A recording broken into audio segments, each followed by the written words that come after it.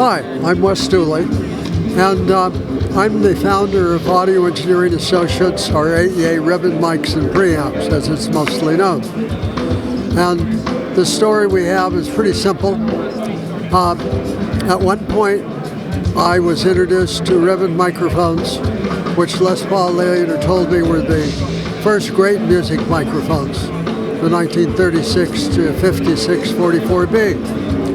And I learned from the last of the designers, John Sank, how to re-ribbon a 44, and he gave me some of the lab gear from the original facility about how do you crimp it, how do you put it in a 44. It's the microphone over here at the far end. And he gave me some material for making the ribbons and the ribbon material and said, "Good luck, kid." And my life has been a lot of good luck, kid. So the end result was we started servicing in '77 the 44 and other RCA microphones. And then in '84 we started importing the Coles 4038 ribbon microphones. And so now we're up at 95 and I'm going through cancer treatment and I'm losing my hearing. So as a recording engineer, having your hearing on the left side down 25 dB at 2 kilohertz and 25 dB at 3 kilohertz on the right side, you know that you're going to have to listen to others' opinion about how things work. But I'd been working on the ribbon mics from RCA for a long time. And with a 6 and a 10-year-old, I wanted to leave some sort of legacy if I could for him. Because I had 50-50 odds. You tend to think about what you might be able to do this day and the next. The result was that we took the parts that we made for the 44 and went to 100% over the next 3 years.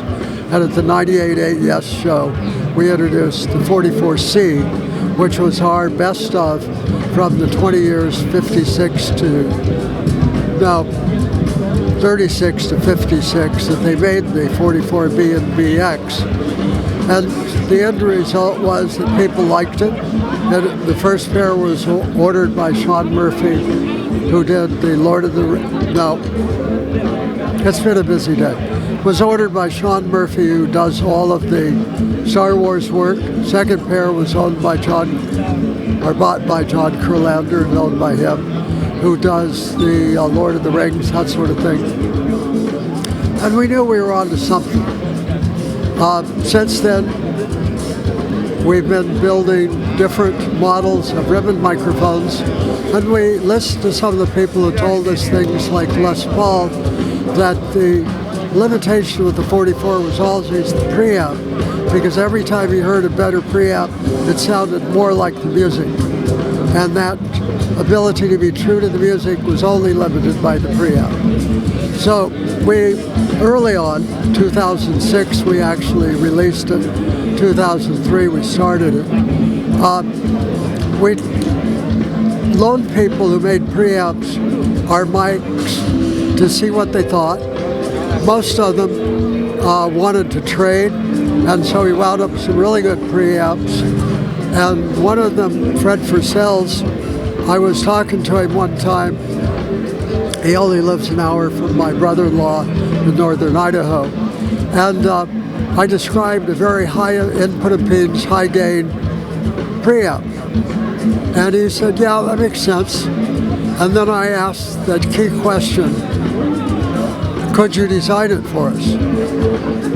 And he said, "Yeah, you do the metal and the rest of that sort of stuff and set some parameters, but I'm a good designer. I could do that. This would be worthy."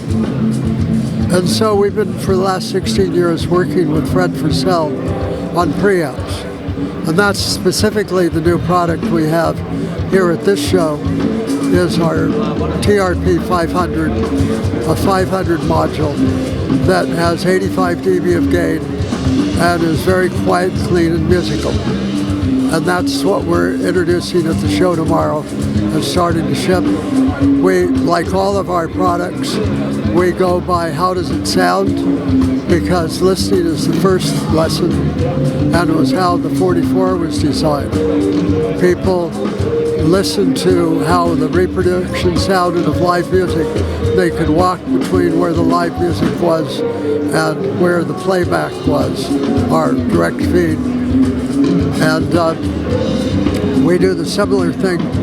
We send the preamps to people who have ears and let them listen to it and tell us what we've done.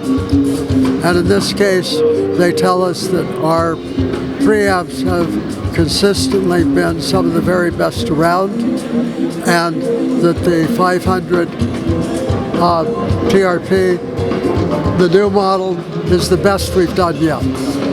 So that's the story, Mike.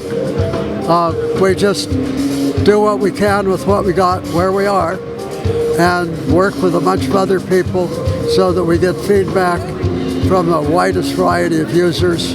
So we continually work on things like how can we make it work better in high RF environments around your cell phone or living in an apartment in New York City. How can we do something that just does better on the Paramount lot for the 3M 150s up on the Decatree. That's what we do. Thank you very much for inviting me.